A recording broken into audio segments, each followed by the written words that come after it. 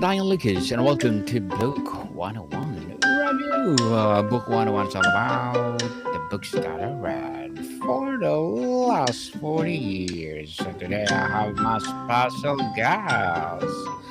She is a fellow podcaster and the fun weight loss coach, founder of the Yummy Mommy weight loss method, and her mission is to free the moms from the trap of diet culture, none other than Miss Laura Conley.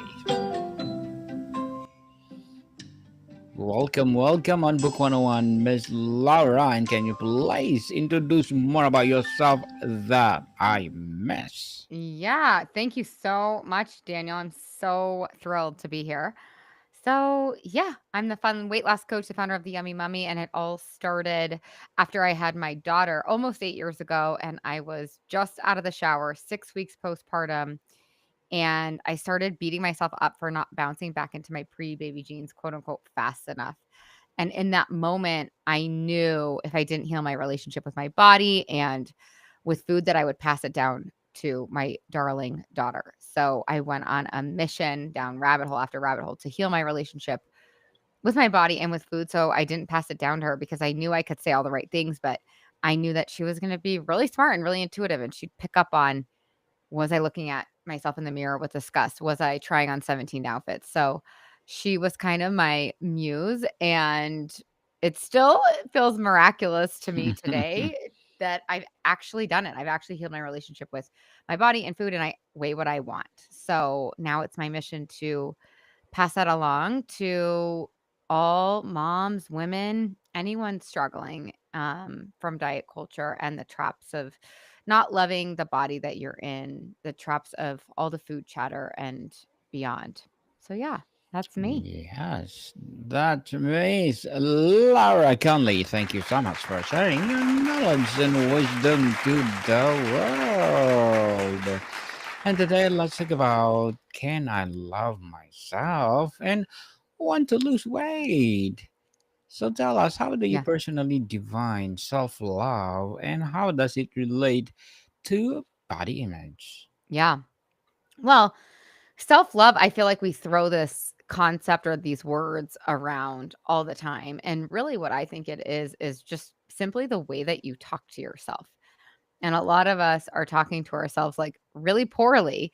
Some of us know it, some of us don't know it because the talk track is just so programmed and we don't even realize we're doing it, but we do feel like a low key kind of disgust. We have a like low key black cloud hanging around us. And it's because we aren't speaking to ourselves kindly. We're beating ourselves up. We don't put ourselves on the list. We're not putting our oxygen masks on at all. Um, we are filling everybody else's cup except for ours. So I really think it starts with the way that you talk to yourself. And from there, we can really start to take care of ourselves. So I love doing this work because you can't lose weight for the last time unless you actually become your own bestie, unless you actually start to love yourself. Miss So, Laura, yeah, many people that wanting to lose weight means they don't accept yeah, themselves. How yeah, can self love and weight loss goals or yeah. goals coexist? It's such a good question because, oh God, my dog is in here. Do you want me to kick him out? Can you hear? He just like ran in here with a squeaky toy. Can you hear him? Do you want me to kick him out? No worries, no worries. Okay. When I'm gonna do the edit, it will remove all the unnecessary noise. Okay. Perfect. So, anyways, um, I for so long wanted to lose weight, but I made it mean that I didn't love myself. And I thought, well, I have to love myself. At the time, I was a life coach and a yoga teacher, and I was supposed to be all evolved on one hand. But on the other hand, teaching yoga in Los Angeles, the messages that I got were you're supposed to be way thin. And when I when I tuned everything out and got like really real with myself, the truth of the matter is I didn't feel good in my body. I had extra weight on my body, but I didn't feel like I was allowed to want to lose that because I thought it meant that like I hated myself. And really, what the slip that I want to give to everybody is that you can love yourself and want to change your body. And in fact, you wanting to change your body might actually be an act of self love. The ironic thing for me is the reason I had extra weight on my body or extra fat on my body was from me ignoring myself, escaping myself, avoiding my normal human emotions. I was eating emotionally, and not these crazy big binges or anything, but I was using food for pleasure, for comfort, for stress relief. And that was me really escaping the truth of my life. And the ironic part is that it was me not loving myself that caused me to put on extra weight. And so I finally got really real and was like, no, me wanting to change actually could be an act of self love. I think a lot of us grew up in the 80s and 90s, and heroin chic Kate Moss was like very popular. We all wanted to be waif thin. And then we kind of swung the pendulum all the way over here to where the body positivity movement is very popular and the intuitive eating movement is very popular, which I love. And I teach both of those. But I think the mixed messages that we get can really take us out of what we want and bring in so much confusion. What are the dangers of tying self worth too closely to appearance or the number on the scale? Yeah, it's so, so good. You are outsourcing your emotional power to something outside of you, right? Like Yes. if the scale if you are using the scale to fill yourself up with good emotions, with worth, with value, you're going to be riding a roller coaster for the rest of your life.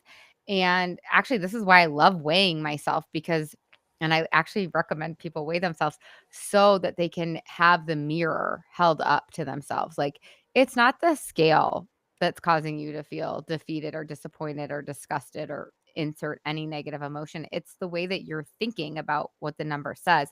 And the cool thing is we can change our thinking. Thoughts are totally optional. We can really upgrade them. And so it gives you a beautiful opportunity to do that. And so I love being in this work because of that invitation. It asks us to love ourselves no matter what and unconditionally. And I think it can cause so much anxiety if we are abdicating our responsibility to a scale or to anything outside of ourselves, really. It could be an achievement within our careers. It could be the ability to have kids. It could be something with our marriage. It could be our bank accounts. It's like none of that should determine your inner peace, your happiness, your feeling state. Miss Laura, in your experience, what role does body positivity play in making healthier lifestyle changes? Well, I feel like if you feel positive in your body, you feel good in your body, it's just easier to take care of your whole self. It's just easier to make choices that are really supportive of the future that you want to build. So I think it's actually like a necessary practice that we feel good in our bodies or at least neutral. Neutral indeed. And how can someone practice gratitude for their body while still wanting to change it? Yeah, it's so good. It's such a good question. Well, I would just put that back on the audience. Like, what are you grateful for when it comes to your body? And you have to answer it. You have to answer that question like your life is on the line because you can find something that you are grateful for when it comes to your body. Something. Maybe your body birthed your beautiful daughter. Maybe your body took you to the top of a beautiful summit. Maybe your body just lets you experience the emotion of elation. There are so many reasons we can be grateful for our bodies. And when it comes to the way our bodies look, I think that we really need to deprogram so much of the messaging that we got. Like some of my clients, when they first become my clients, that they don't like certain things about their bodies, the way that they look, maybe their stomach or their thighs or whatever it is. And it's like, what if we put neutral glasses on? What if we could decondition our brains 100% and like look at it with fresh eyes? Like, who told you that that wasn't cute? Who told you that that was ugly, right? It's like my babies were so chunky when they were little and they even had cellulite. And I'm like, at what age does this get not cute? 8, 9, 10? Like, who decided that? So you can change that thinking one thought at a time if you want to. You have to want to. Very well said, Miss Laura. Beautifully articulated. And what is the difference between pursuing weight loss from a place of self criticism versus a place to self care? Yeah, so a lot of my clients, and this was me too before my clients became my clients, we try to beat ourselves up. We make a mistake and then we try to beat ourselves up so that we can start behaving correctly, right? Like we beat the crap out of ourselves and we think that that's going to change the behavior, but it doesn't work. Most of us have all of the evidence at this point that beating yourself up does not work to actually change behavior in the long run. So, what does work, and this is actually proven, is speaking to yourself kindly and lovingly, not letting yourself off the hook, but actually looking at, hey, what was going on for me when when I ate those 3 cupcakes, right? Like, get real and honest. Can you get curious instead of judgmental? And when you can get curious, you can actually look at like, "Hey, what was working for me? What wasn't working for me?" And you can start to change your behavior from there. Miss Laura, how can reframing weight loss goals from fixing yourself to supporting yourself change the process? I think it's like you're moving towards something instead of moving away from something. And if you just look at human behavior 101, we do so much better when we're moving towards something versus moving away. Like I have to make myself better. What if you were already perfectly imperfect? What if you were exactly how you're supposed to be and you just want to upgrade it? That will be so much more motivating and so much more compelling in the long run. Do you believe that focusing on health over aesthetics is more sustainable for long term well being? Why or why not? I think so. My clients, right when they come into my program, they are asked to create their compelling reasons, 20 whys that are compelling and inspiring. So I actually don't care what your reason is, as long as it is compelling to you, as long as it works for you, as long as it inspires you. So if it is a vanity metric, or if it's a longevity metric, if it is like, I just want to look great in this bikini, or it's like, I want to play pickleball with my granddaughter when I'm 85, like, I don't care what the compelling reason is. It's whatever works for the client. And Miss Laura, what role does mindset play in sustaining both body acceptance and healthy changes? Will you say that one more time? Yes, what role does mindset play in sustaining both body acceptance and healthy changes? Oh, mindset is everything. So for me, I felt like in my dieting days, I felt like I knew everything. If you feel like you know everything when it comes to nutrition and weight loss, but you can't get yourself to follow through, it's because you have a mindset issue. So we have to rewire your brain. So most of my clients, before they become my clients, they have a mindset issue. Their brains are operating on autopilot, and the autopilot operation is giving them unintended consequences, is giving them results that they don't want. So we have to rewire their brain through neuroplasticity so that their brain thinks thoughts that gives them the results that they do want. So, for example, it took me like a year and a half to get my kids to brush their teeth every single day. And now they just do it automatically. And the same is true for our eating habits. Now, it doesn't have to take a year and a half, but you can wire your brain so that it works for you, not against you. It's like when I went away to college, I didn't make my bed. And a year in, I was like, this is sloppy. I want to start making my bed. So I really focused for a month.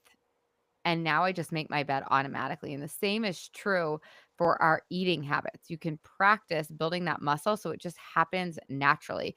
A piece of food can't go into your mouth without a preceding thought.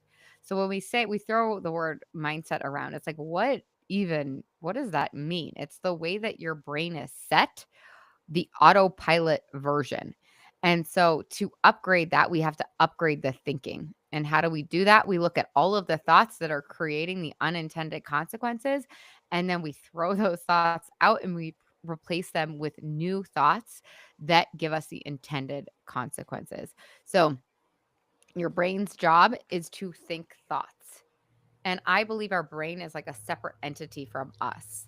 So there's you, capital Y, your higher self, your future self, and then there's your brain. For most of us, our brains are the master. They're ruling the roost. We need to reverse it. We need to be in charge. We need to tell our brain what thoughts are acceptable, intentional, desirable, and will give us the results. And we need to throw away the thoughts that don't work anymore because those thoughts are wreaking havoc in our life. So it's all about the sentences in our brain. Miss Laura, as a fun weight loss coach, founder of the Yummy Mommy, as well as a podcast host, what are your short term and long term goals?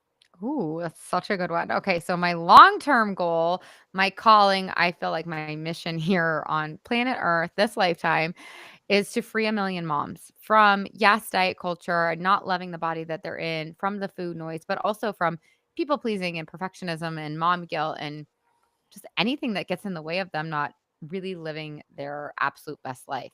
So that's a long-term goal of mine. Short-term goal of mine, I really want to take my kids abroad and live abroad for 3 months. Um, there's a program called Boundless Life, and I really want to do that with my kids. So that's a really fun short-term goal. Personal and professional both. Mm, definitely. Good luck to your goals and looking forward for more success for sure. And can you give a piece of advice for those people out there want to be like you? Oh my gosh. Well, don't I don't wanna be like me. I want you to be like you. I want you to find that's really what this freedom is about, is like, I want you to feel safe enough to be able to be you, to be the fullest expression of you, because that's what the world really needs. And so that's what really I feel like my job is here on earth, is to help you be free from all of the voices that tell you that you can't be you, that you can't be yourself, that it's not safe to be yourself. So that would be my advice there. Thank you for that advice. Miss Laura, and can you please recommend a book or books that influence your journey? Yes. Okay. So one of my favorite coaches of all time, her name is Brooke Castillo, and she has a book called Self Coaching 101. This talks exactly about how to rewire your brain, how to think thoughts on purpose, how to have the mindset that will give you any result that you want. So that book, I believe it was self-published, but I will tell you that was the most life-changing book. The tool, the self-coaching model that she teaches in that book is the most mind-blowing tool. It's the tool that I use the most in my day-to-day practice and with my clients. Wow, Yeah. that's interesting. And thank you for that recommended book, Miss Laura. And tell us the Yummy Tommy. What are your vision and mission? Yeah. So the Yummy Mummy, the goal is to help women lose weight for the last time. So they come in, they work with me for 6 months, and they lose weight for the last time by balancing their hunger hormones, rewiring their brains, learning how to feel feelings instead of eat them. They are accountable, and we also become our own besties. So, which is really just self-love like we were talking about. Um, so that is the Yummy Mummy experience in a nutshell. Definitely. And how can someone identify whether they are pursuing weight loss for themselves or for external validation. Yeah, I think honestly, like the external validation and the programming that we've gotten is so thick that it's so hard to drown out those external noises, but go within and just keep asking yourself the question, who is this for? Is this for me or is this for something else, some other metric, someone else? And if you keep asking that question, you will get the answer. Most likely you'll get it the first time you ask yourself. But get really real with yourself and be willing to listen to your own knowing and intuition. But if it feels like you're not getting an answer, don't make yourself wrong or bad. Keep asking, and those answers will be revealed to you. Definitely. And in your view, how does emotional intelligence help someone balance self acceptance with the drive to improve? Yeah, I think emotional intelligence is huge, and most of my clients that come to me are so highly emotionally intelligent. We just sort of have to level it up when it comes to food, because my belief is if hunger isn't the problem, food isn't the solution. So a lot of my clients are using food for comfort or stress relief or pleasure, and then they are having consequences because of it that they don't love. So eating for emotional reasons is actually a great invitation into self-care. Like, oh, I'm eating ice cream every night because I need a little bit of comfort, but I don't weigh what I want. So what do I do now? How do I reconcile this? This is giving me a net negative in my life.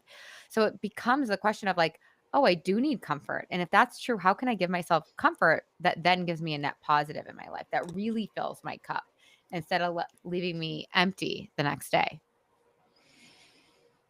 Miss Laura, before we wrap up our discussion for today, I'm inviting you to please do listen to my other podcast, people. My podcast, because my abstract essay is already in fifth season, abstract poetry in second season, and my book 101 review in fifth season too, comedy 101 in second season, and my food 101 in fifth season as well, geography 101 in fourth season, and my baby podcast law 101 and Mental Health 101, Love Letters in its third season, and Movie 101 Review and Music 101 in fourth season, and Science 101 and Sex 101 in its I love first it. season.